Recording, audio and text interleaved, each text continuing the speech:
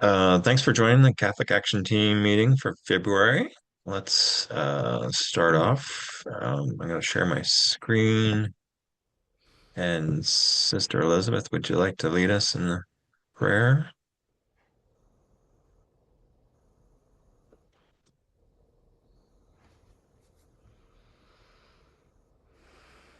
O God, during this season of Lent, draw us into the desert, a place of fasting and prayer, removed from the distractions of the world. Help us listen to the voice of creation. Turn our hearts to you. In our innermost space, let us listen more carefully to creation, to others, and to you.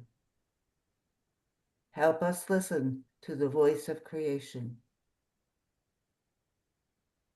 As we are touched in this listening by your incarnational presence, remind us of your love and mercy, your initiative and activity.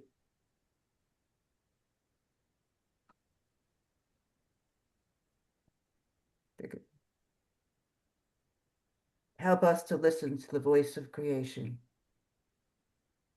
Show us your attentiveness in the cry of the poor of the earth and the cry of the poor, to the little ones wounded by a throwaway culture, and to those suffering due to natural disasters.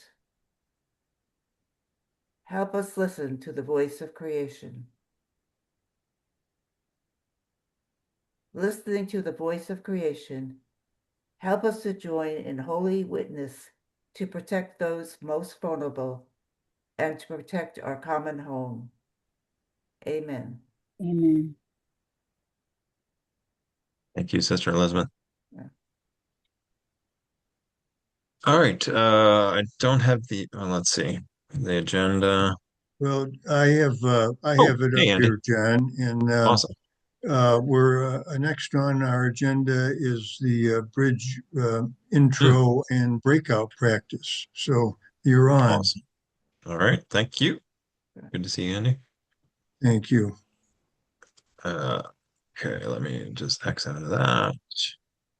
Okay, so I want to start off. Has anyone actually taken any of the bridge lessons yet so far? Yeah. Yeah. I do. Couple. Okay. I'm Mhm. going to do a couple of brief overlooks of lessons one and two. So, our bridge advocacy is bridge is building relationships and dialogue, growth, and engagement. We have 9 lessons total that are going to be rolling out over the year. Um, we had lesson one last month. I'm going to go over that briefly and we'll do a little exercise together. And then we'll get into lesson two tonight a little bit. Um, Brett Cease is going to be covering that tomorrow night live.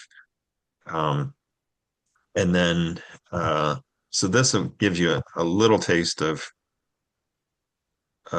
bridge if you haven't done it yet.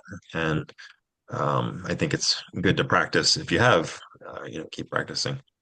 So, can you, are you seeing if facts were enough, climate change would be already be solved? Yes. Okay, great. Thank you. So I'm going to start off with that quote.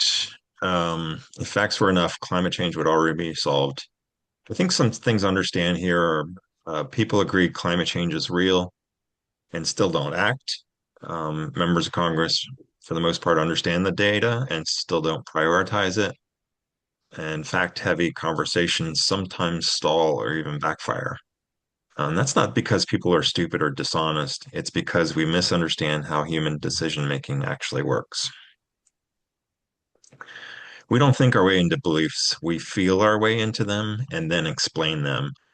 So intuition comes first and reasoning comes second. And this applies to everyone, including us as advocates. So to understand others, we have to start by understanding ourselves. When I say intuition comes first and reasoning comes second, here's a simple metaphor to better understand. The elephant and the rider metaphor. The elephant represents our emotional, intuitive mind. It's fast, automatic, and powerful. And the rider represents our rational, analytical mind. It's slower, logical, and controlled. So a way to think of this is the rider isn't really the driver, it's the press secretary. The elephant decides where to go. The rider explains why it is a good idea. Reasoning feels in charge because it talks, but intuition is doing most of the work. When we say just follow the science, we're talking to the rider while ignoring the elephant. But it's important to clarify facts do matter, but they work best when trust is present, when people's identity isn't threatened, and people feel respected. Facts are rarely the first lever, they're often the second. So with our bridge advocacy, here's what changes. We stop trying to win conversations.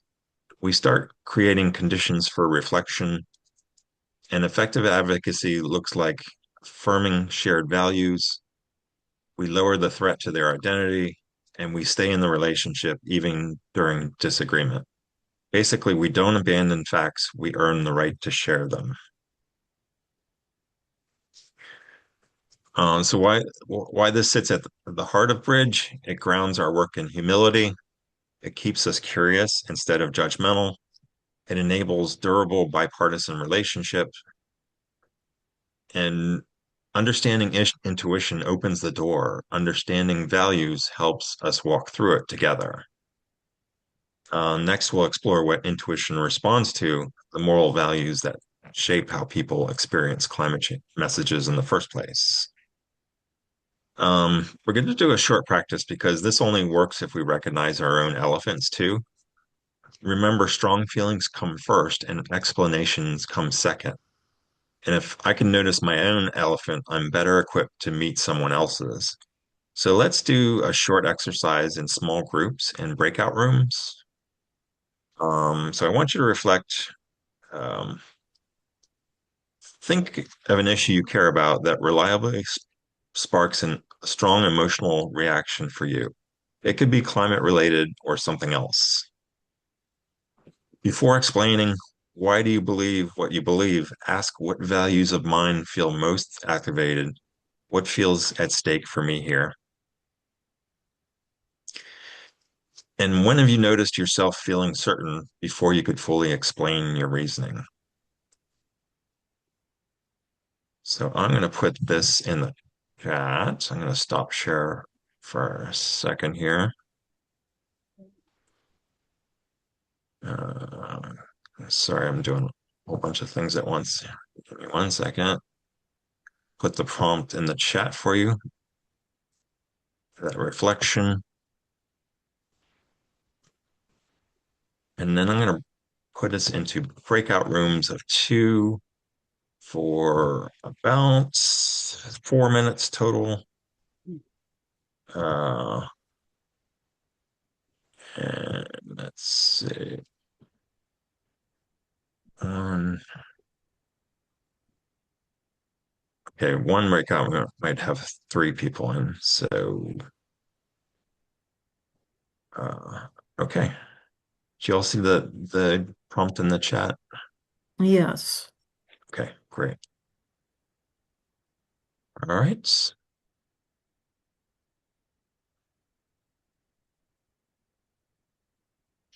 Mm. Trudy, you want me to assign you to a room? Sure. Okay. I'm gonna assign you room 2.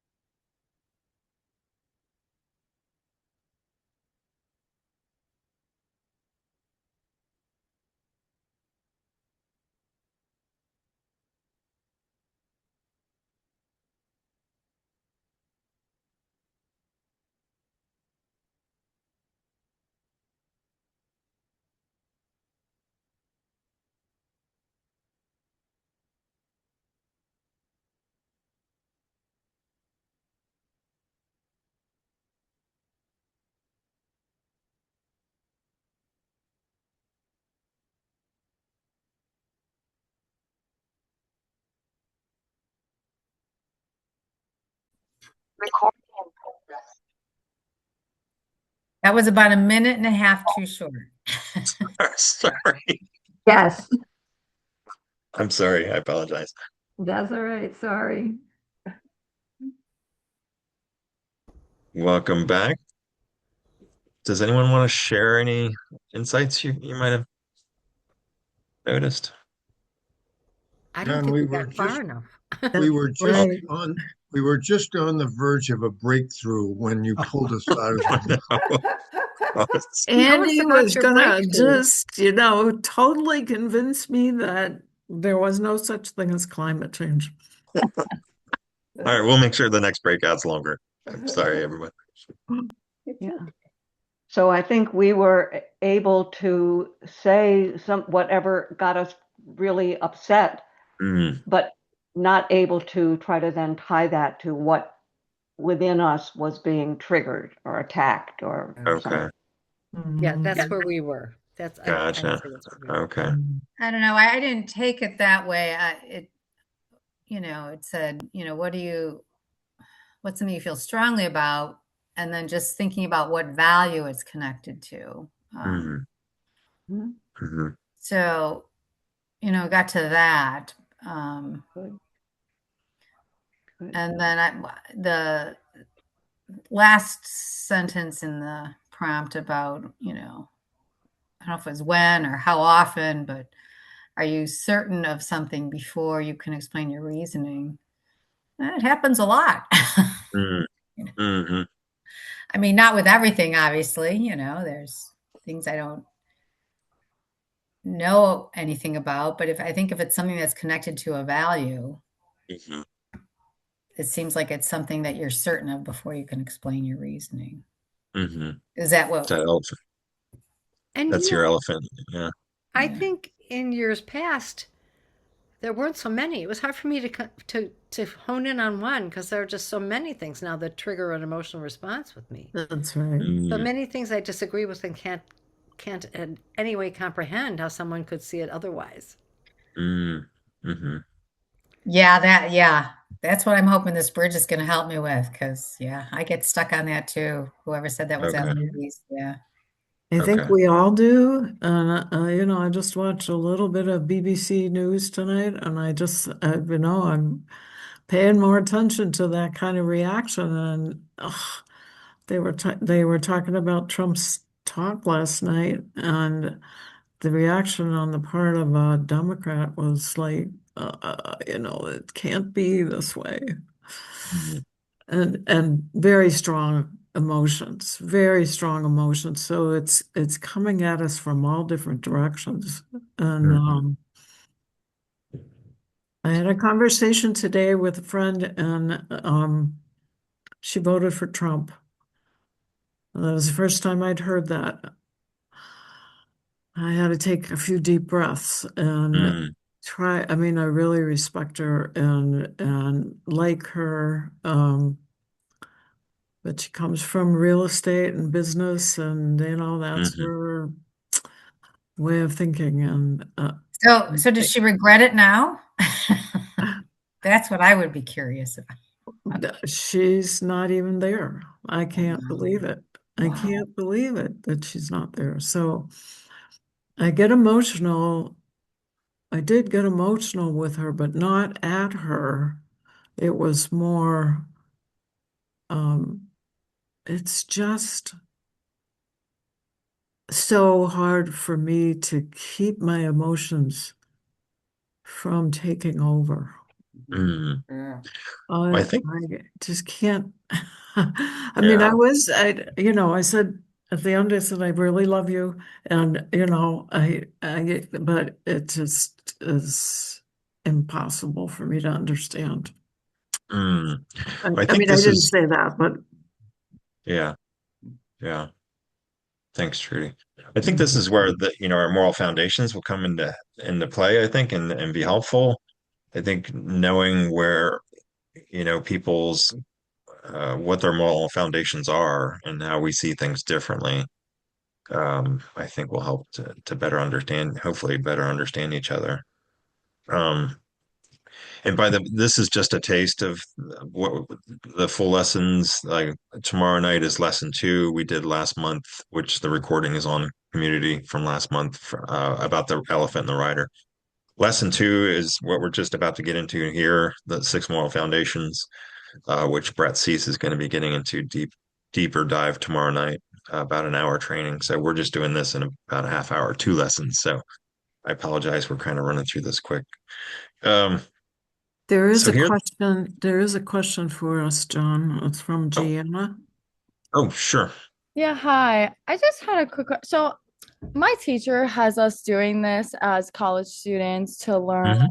about what CCL is and write a Uh-huh. paper on it afterwards. I just want to know what how like politic standpoint plays into your morals as a human. Oh, me personally?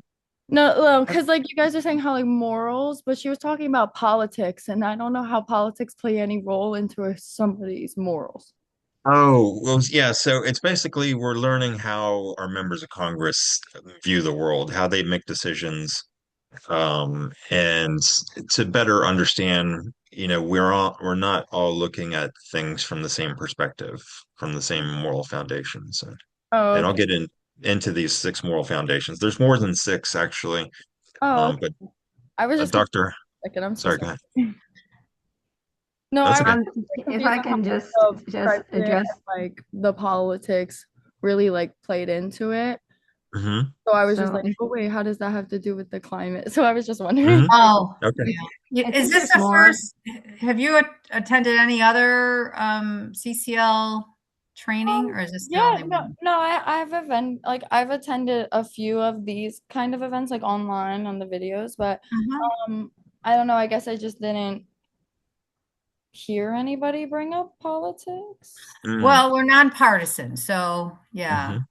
So we're not supposed to take a side. right. So, So we but really, Really sound interestingly enough, later on in the agenda tonight, Gianna, I think we'll be talking about how our Catholic bishops have been urging Catholics to respond to political events in the United States.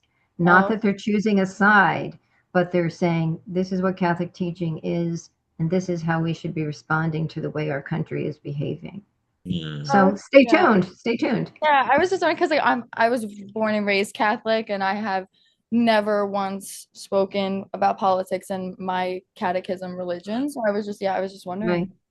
Right. Right. Okay, thank you. Yeah, good question. We're just better trying to learn how to better bridge our divides, basically, and better communicate with each other on this issue of climate change. I say something? Yeah, well, actually, let's haul off the end. I want to kind of get through the rest of this training. Um, I'm going to go through the 6 moral foundations real quick. I'm going to read the list, and then we're going to dig more deeply into these and what role they play in your life. I'm not going to tell you which of these lean right of center or left of center, and we can discuss that later. But for the purpose of this exercise, we're going to go that we're going to do shortly. I want you to begin to connect with which ones are more important and which are less important for you. And here's the 6 moral foundations: care and harm, protecting others and preventing suffering; fairness, cheating, justice, equality, and treating others fairly. You might frame it as equality or proportionality. Loyalty, betrayal, uh, patriotism, allegiance to one's group, and self-sacrifice for the team; authority, subversion, respect for traditions, institutions, and legitimate authority; sanctity, degradation, purity, sacredness, in protecting what is considered sacred or noble; and then finally, liberty and oppression, freedom from control or domination by others, resistance to tyranny. So I'm going to put um, this is a quick exercise, a self-reflection. I'm going to put basically a scale of 1 to 4. And I'm going to read some statements. I'm going to read a series of statements. And as I do, I want you to pause and consider how strongly does this resonate with you. Let me put that in the chat. So, there we go. So grab a pen or pencil or take computer notes. The scale is in the chat for you. So 1 is not important to me.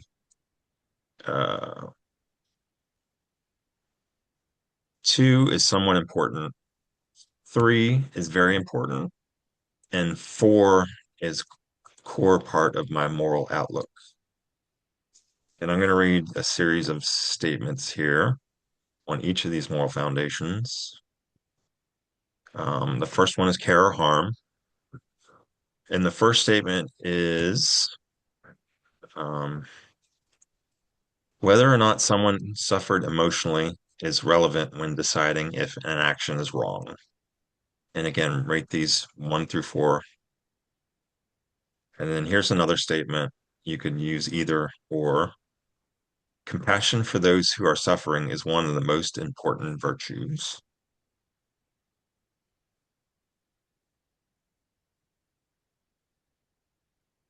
Okay. I'm going to go on to the next one, fairness of cheating. And here's 2 statements. Whether or not people were treated differently than others matters when judging right and wrong. And then the second statement is when the government makes laws, its first priority should be ensuring everyone is treated fairly.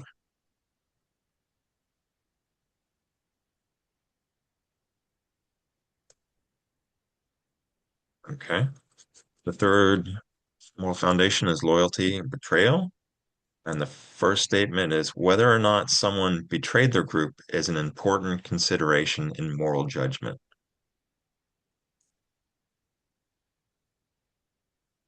And then another statement would be people should remain loyal to their group or team, even when it is difficult.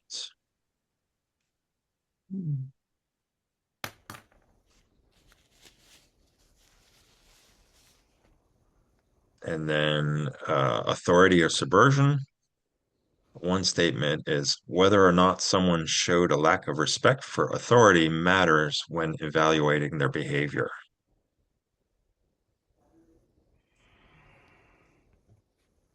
And another statement is respect for authority is something that all children should be taught.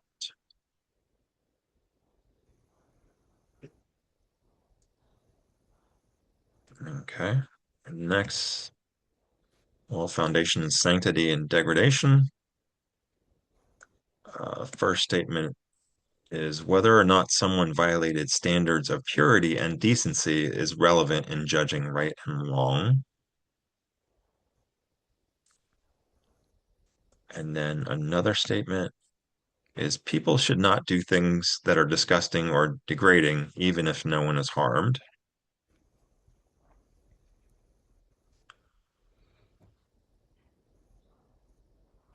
And then finally, liberty or oppression. First statement is whether or not people were denied their freedom to make their own choices matters in judging an action.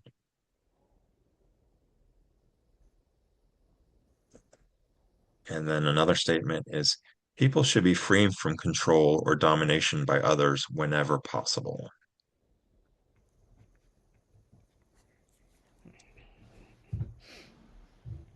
Okay. So let's break out in small groups again and reflect on our own moral foundations, and I'll put the prompt in the chat for you. Get this, and I promise I will give you more time this time. I apologize. Okay, here's the prompt. So,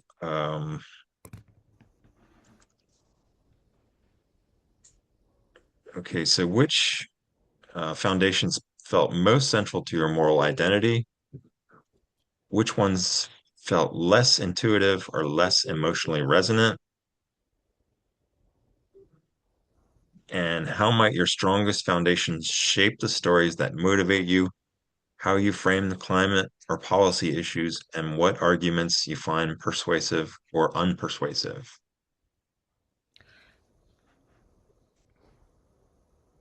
John, Okay. can you Yeah. give us the names of those 6? I just Sure. wrote them down by number, and I have to make sure I get the name right. Yes. Thank you. Stop share. Let me put them in the chat for you. Give me one I- second.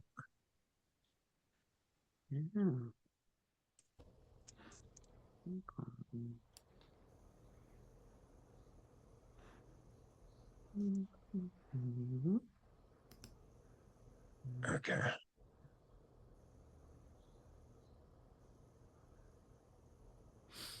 Sorry, I gotta type these. I'm First sorry. is care harm.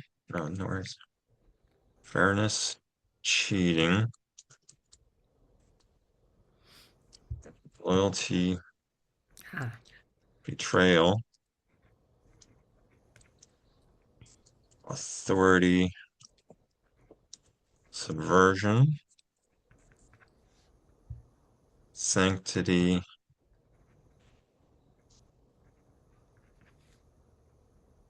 degradation, and liberty, oppression. thank you. Yeah, you're welcome. Okay, I'm gonna put us back into how long would you like? How long do you think? A 8 couple minutes work? hours would be good. A couple hours. We want to end by Yeah, you 9:30, better, hopefully. you better go 6 minutes or you won't get to the other stuff on your, Yeah, Okay. it had 6 on minutes your on the agenda. slide. That's fine, I think. Yeah. Okay, we'll do 6 minutes.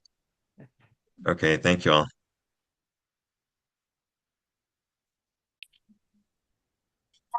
Wow, was that loud? All right, welcome back. We still could What use do more you- time. Yes, I know. I apologize. So this is kind of a teaser. Please do join the deeper dives. You'll get a lot more time and a lot more in depth in these trainings. So, what did you and your group notice? You know, practicing this awareness helps us recognize that others may emphasize different moral foundations, not because they're uncaring or ill-informed, but because their moral intuitions are organized differently. So, Well, it didn't anyone work want for to us. share? It didn't work for us because wait, Robert and I had basically the same order of We felt we the same agreed so way. much. What was Probably important to us. probably everybody in this group Well, Yeah. would agree quite a bit. I don't know that, but I think we But probably would I'm- compared to me and my next door neighbor. Mm-hmm. yep. Mm-hmm. Well, the young woman that I was paired with, we had some differences, and it was very interesting, to hear her perspective on, a value that maybe I didn't rate very highly that she did, and gave me a new way of looking at that moral foundation. So, Uh-huh. Uh-huh. Excellent. We also had some differences, but when we dug down, we found that underneath it all, we were really agreeing because of the way we interpreted the way the care and harm and fairness played out in our minds. Mm-hmm. So it's more like it was a verbal exercise, but underneath it, we had similar values. I felt. Huh. Yeah, I noticed the couple of those moral foundations really are a lot more emphasized with progressives, like the care harm and the fairness foundations are really higher ranked, I think, with progressives for the most part. And then for conservatives, they're more ranked equally amongst the 6. It's kind of interesting. I went to a site called yourmorals.org, and it's like a 30 question survey, and it asks you all these questions like the statements I just read, and it gives you an idea of what your moral foundations are. Very good. Well, Ooh. John, we better Yeah. keep moving forward. Yeah. All right. Thank you all. There's Thank you, John. That was helpful. Trudy wants to make folks aware of the bishop's invite to ecological conversion. It's an important kind of breakthrough for us Laudato Si aficionados to see the USCCB put that spotlight on it at this particular time in Lent. So Trudy, why don't you let us know a little bit more about that? Okay. I don't know. Has everybody read it or anybody read it? Yeah. Good. Okay. So when I read it, I just thought, oh, this is perfect because our Care for Creation team is planning our year and years going forward, and we're using the principles of the Laudato Si Action Platform to guide what it is we're going to do. So it's a way for us to come up with a strategic plan. So when I saw this, I said, this is perfect because what we're planning to do is to meet with our pastor as a team. He's a new pastor for us and he's open to conversation. I've already met with him, but he's so into the parish that he admits he doesn't know much about creation care. So I thought that this would be a great vehicle for me and thought maybe it would be a great vehicle for other people when they're talking with their parish pastor or with their bishop. So it is the two chairs on the USCCB, the chair of the Domestic Justice and Human Development Committee and the chair of the International Justice and Peace Committee. And they start out with saying, we rarely pause to listen to the cry of the earth and the cry of the poor, nor are we do we regularly reflect on how our choices impact our brothers and sisters around the world. Our world is hurling toward unsustainable climate conditions that will affect the flourishing of people all over the planet. So they're not saying what we had asked, which is that it's an issue of life, but they are essentially saying that. They're just not saying it's a respect life issue. So they go on to say that the situation is unsustainable, that progress to slow climate change remains elusive, even with all the instances of extreme weather. So they say that we must put pressure on governments to develop and implement more rigorous regulations. And most importantly, they provide broad brush actions individuals, business leaders, schools, parishes, dioceses, religious communities, and policymakers can take and encourage everyone to play a role in urging all leaders to convert their hearts and establish policies to better care for God's creation. And they encourage all Catholics and institutions to develop a Laudato Si action plan. So I just found that very positive, and they're asking for U.S. Catholics to contemplate during Lent on this and to figure out how they can make an ecological conversion. So I just wanted to share that. I will put the link to the document. And we have one question from Lynn. So this is written by the U.S. Council of Bishops. Is it a stretch to assume that most bishops know about it? Well, you would think so, but I don't think that they read all of these things. I got it in an email from the Justice and Peace, or Justice and, I think that's what it is, Justice and Peace, USCCB notifications. Yeah, and Catholic Climate Covenant has made it, sent it out in an email. So would it be really rude to send it to our bishop? Oh, And say, this was very interesting. Yeah. I think I mean, it's Try a and great start a idea. conversation in your diocese. Yeah. That's a great idea, and it might, it might, you might kind of tinker with the way that you present it, but Well, right. I'm being just very cheer it facetious. on that Yes. this is something that resonates with so many of the parishioners that, it's congratulations to the USCCB for bringing this forward. Yeah. right. And Pam, did you have anything to say? Pam? Yeah, couple of things. One, someone pointed out to me that some of the recent statements that have come out from the USCCB have been from particular committees. They haven't necessarily been signed on by all the members. I mean, Right. and that that's interesting.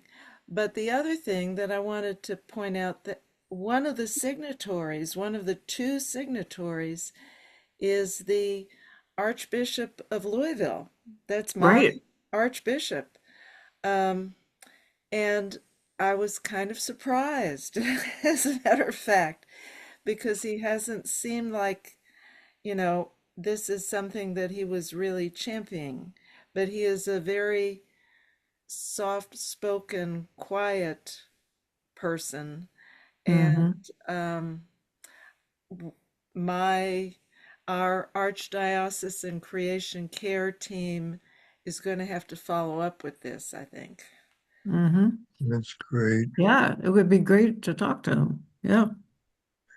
Well, And Trudy, thanks for bringing that forward. It's great news, and it's something that we can use to build on for sure, and create noise about, and get in front of our pastors and in front of our contacts at the diocese to try to make try to educate and continue to build momentum for the Cry of the Earth stuff. Next on our agenda is getting some, and we just have a few minutes for this, but getting some discussion going around Earth Day plans, and wanted to check in with folks and see if they've got something concrete that they're going to do for Earth Day or the Laudato Si anniversary. And can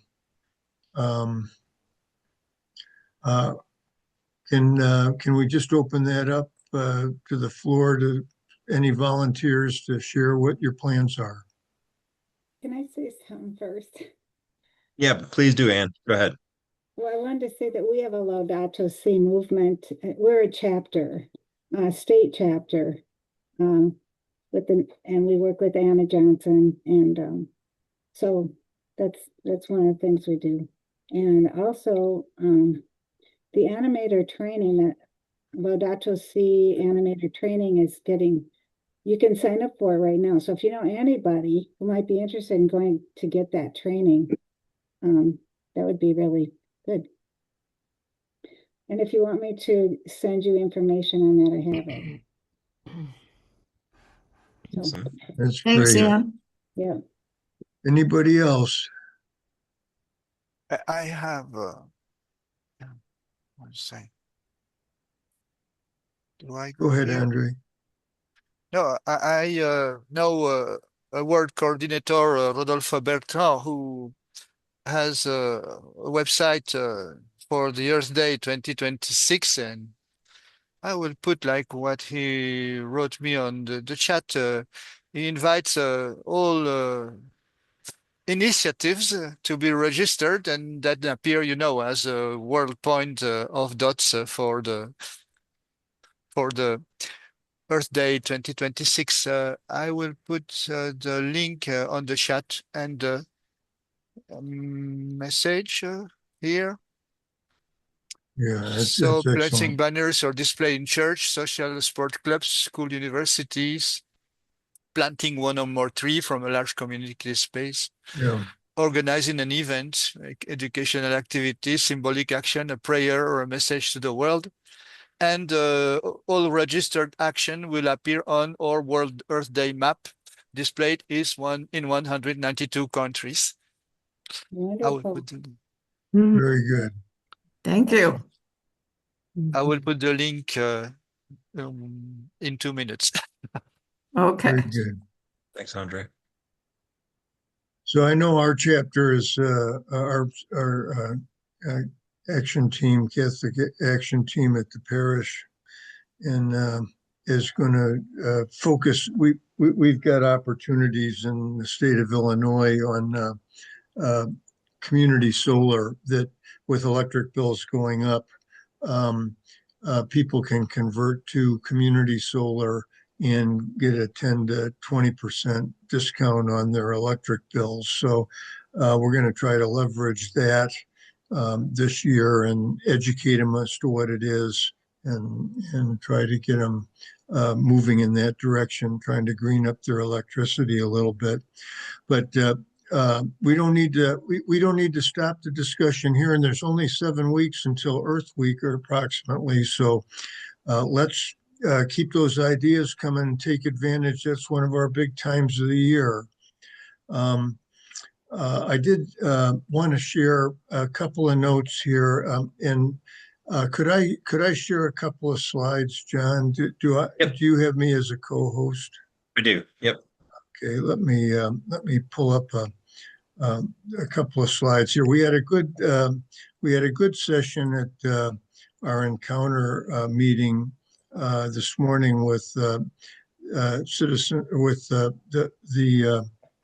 Catholic Climate Covenant. For some reason, this does not want to share. Hang on just a second. You do have me as co-host, correct? Yes. Okay. All right. Can you see my screen? Yes. Okay. So I'm just seeing the very top, I think. let's see if we can make that bigger. There you So they are also doing they made mention of the ecological conversion for Lent, and taking advantage of the USCCB. And by the way, they've encouraged us to reach out to the USCCB and send positive messages of support to them for doing that. I can get my hands on a person that we can send that to. I don't have it with me tonight, but I will share that with Trudy, and we'll try to get it out to folks. With a reminder of the uniqueness of this opportunity for the ecological conversion information. They did have a big youth summit 2 weeks ago here in the Chicago area that was very successful. But by and large, they're kind of, Catholic Climate Covenant is kind of switching from a national to a state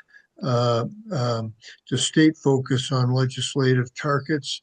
They've put together some training on that, on how to influence state policies on care for our common home, that they're going to initiate, and that we'll be able to get our hands on for people that are interested. They're going to start earlier on their initiatives. They typically have been starting at the beginning of the year, but they think they want to start reaching out to Catholic conferences in the fall to ID legislative opportunities. So that's one of the things that they're kind of changing in the way they do business.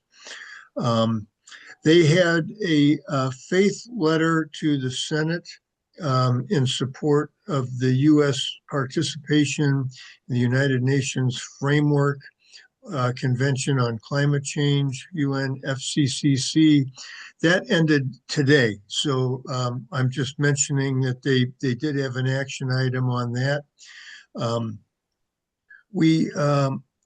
They are had a multiple phase program to the endangerment finding. The first thing they did, and I'll put these links in the chat. These were they reached out to some Catholic-oriented newsletters and journals to try to get them to speak to creation care, messaging during Lent, and tie in this endangerment finding to that. And I have a link there for OSV News that they got an article in. They also are teaming up with the Earth Justice. That's a legal environmental group, and they're getting their lawyers they're going to strike up a legal battle with Earth Justice lawyers to file an amicus brief against rescinding the endangerment finding. They also got an archdiocese bishop of St. Louis to make a comment on the endangerment finding. And I wrote a letter to the editor on their behalf for that was in the Chicago Tribune and Monday's paper. There's a link to that there that supported the USCCB's efforts to kind of keep the EPA from rescinding that. So I'll put a link in on that. But also, they do have some plans, I think, brewing to gather youth in DC to maybe hand out copies of Laudato Si or summary statements of it to Catholic members and others. And then they are having a big meeting with faith partners. And John, we may want to try to see how we can influence that. I asked them today, they were asking for suggestions on what to prioritize. And I told them that we really need to get that group to focus on prioritizing permitting reform, that there's things happening there, and having an organization, a faith-based organizations getting behind that would be a very significant value. And I tried to share with them what that could do for that, trying to make that happen. I did also, because I didn't know whether we were going to get to it or not, but I want to put in our monthly action. The Highway Trust Fund is there's some action going on in Congress about that. It's not impossible that they might try to penalize EVs and hybrids because they get better gas mileage, they don't pay as much gas tax, and they're trying to figure out, how should we deal with EVs and high mileage vehicles when we're running short on trust fund money that we get from the gas tax. And this is a message to try to get them to be fair about it. These are some things that are going to, we'll get into the chat quickly, but let's move on. We got just one or two quick things as we get to the top of the hour that we want to share. And the next thing on the agenda was the update with Jay on interfaith action teams. Jay, can you share with us the news on that? We can skip that one, I think. Jay said that there wasn't much on that. So let's just skip that one because it's already 8:31. You didn't get the latest slides, I guess. Okay. And did you have a question?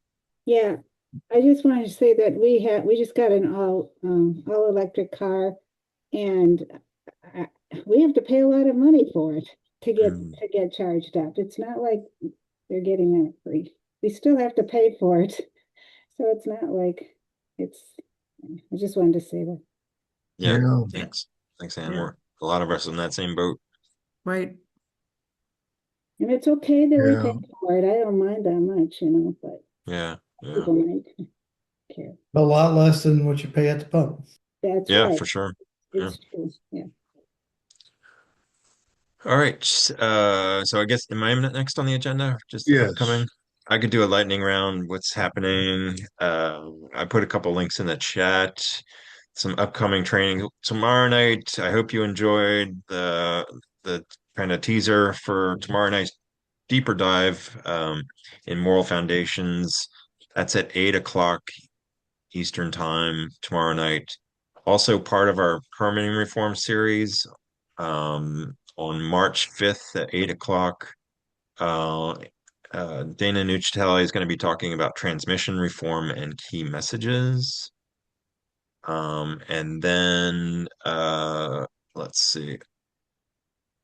Upcoming, let me just share my screen again. Our next meeting's going to be the next planning meeting is on March 17th, Tuesday, March 17th at 1 p.m. Eastern. Let me just share this so you can see. And then our next, so contact True to get that Zoom link information. We'd love to have you be a part of our team and to help us, plan these meetings. And then our next monthly meeting is Wednesday, March 25th at 8:30 p.m. Eastern. Very good. Jay, go ahead. Yeah, just one question, Andy, for you, because I was looking in the chat on the endangerment finding, right? I mean, what's your thought on next steps? Next steps is to go to court. Right. Mhm. Yeah. So Catholic Climate Covenant is right there with that. They're going to be helping with a group of other, faith-based organizations to fund that court battle. They didn't go into a lot of detail on exactly what they were gonna do, but that is the next step to see how it plays out in the courts. There's reason to be nervous about that outcome, but there's Yeah. but hopefully it'll go the right way. Do you know, I'm just curious for the messaging you were thinking about on outreach and media at the diocese level. I mean, I'm just curious, from your view, like,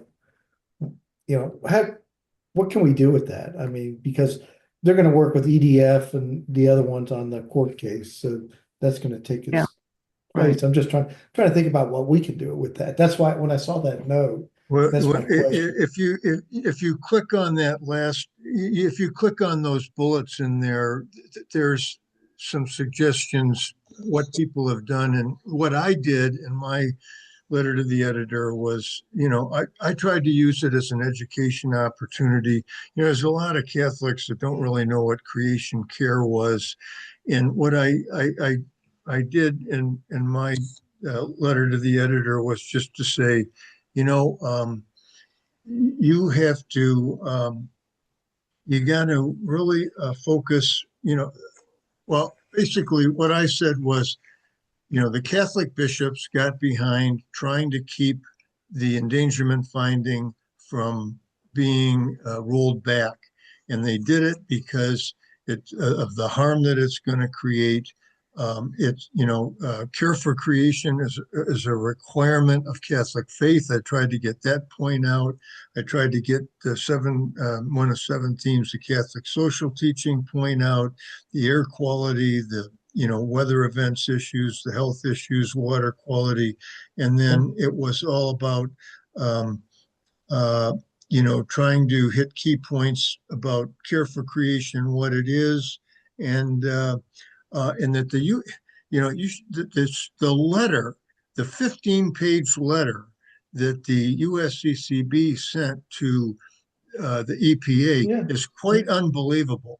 It hits a lot of legal points. It hits a lot of ethical points. And I use that to say, these guys think people that are promoting and advocating for common sense pollution controls on fossil fuel emissions are a cult and a religion. And you know what? It is a religion. It's part of our religion. That was really the points that I hit on, and I think are worth hitting on. In terms of just as an educational tool, if nothing else. I know, Jay, from your standpoint, it's like, well, what can we do to, be effective at rolling this thing back?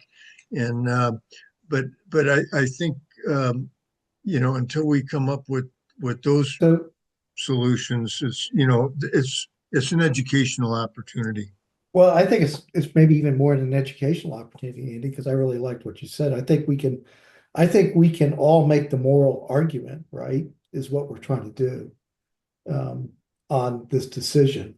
And I think that's what we can do, is to say it's not just about the science. This is a human's value. It's a moral conversation we need to have that's ongoing. So I think that's the power we can do if we all find different ways to write about it. So I appreciate Absolutely. that. Okay, and, cool. And it'll continue to be in the news. So let's take advantage of it. Let's write some letters, and there's some samples in there, but it was kind of hard for me to tie it specifically to a CCL legislative action, but it's a Catholic thing we ought to be writing about, however we write about it. Andy, 2 questions. Can we have a link to your letter? And I'm not familiar with the, I don't know if I've read the 15-page that document from the USCCB. It's in the chat. It's in the chat? Yeah, Andy posted it at 9:33. It's part of the, you'll find that the bishop's letter Got it. This is one bishop's letter. The USCCB's letter is in the Peace and Justice section of USCCB, and you have to go to 2025 actions because they wrote that letter in September or October, and they list all the actions that they took last year, which were significant. So that's where you'll find that. Thank you. Okay. Great discussion. Thanks everybody for being on the call tonight, and great job teasing us with these great learnings on how to speak to people that think differently than us, John. It was wonderful. And don't forget to copy the chat, and also don't forget to take that EV action so they don't charge Ann Wildeboard a lot of money that when she's already paid so much for that EV. Okay. Shouldn't be more than 100 a month. Okay. We didn't buy it. We rented it. And 100 Thanks, a year. everybody. I'm sorry, 100 a year. That's the price. John, give them just a minute to copy the chat, though. Okay.